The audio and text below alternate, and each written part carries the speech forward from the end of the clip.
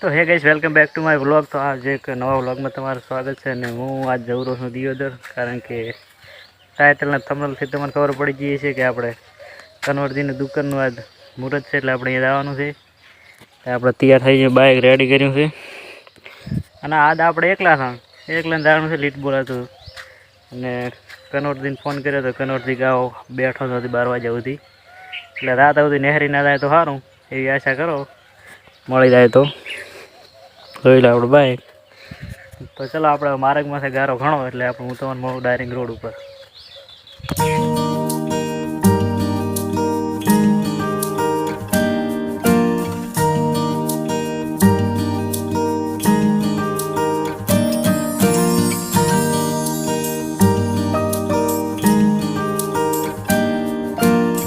તો ફાઇનલી મિત્રો આપણે દિયોદર પહોંચી ગયા। દિયોદરના દૂર આ બાજુથી ગાડીઓ આવી છે, આ બાજુથી ગાડીઓ આવે, બે બાજુથી ગાડીઓ આવે ને આપણે વસવાસ ભાષા, આ બાજુ રેલગાડી છે, આ છે દિયોદર।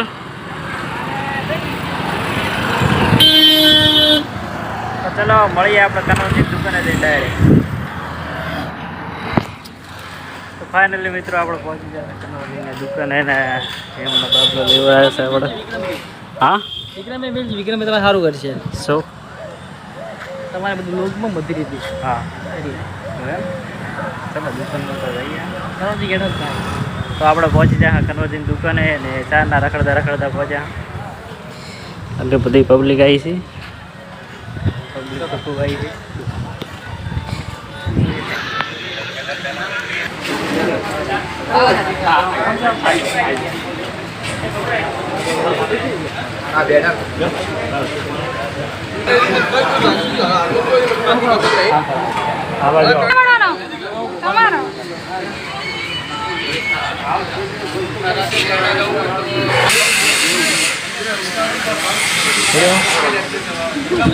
તો ફાઇનલી મિત્રો આપણે કન્વરજીને મળવાનું હતું। આ કન્વરજીની દુકાન આવી ગઈ છે, દુકાનનું ઉદ્ઘાટન છે અને કન્વરજી કહેશે આપણે ભાઈએ સોશિયલ મીડિયા માધ્યમથી મારી મુલાકાત કરી છે અને મારા સદારામ એગ્રો સેન્ટરનો શુભારંભ છે।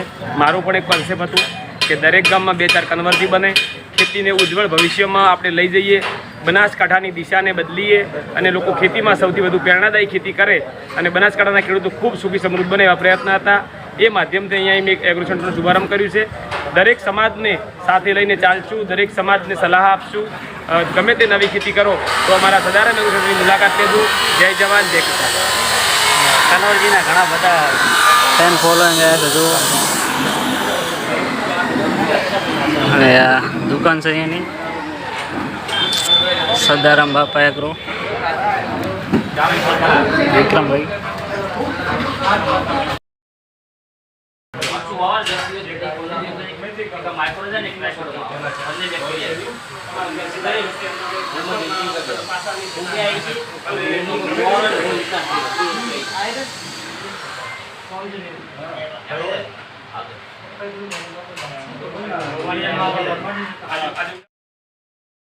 તો હે ગાઈસ આપણે હવે કન્વરજીને મળ્યા છે ને હવે આપણે કરી નાખ્યો છે।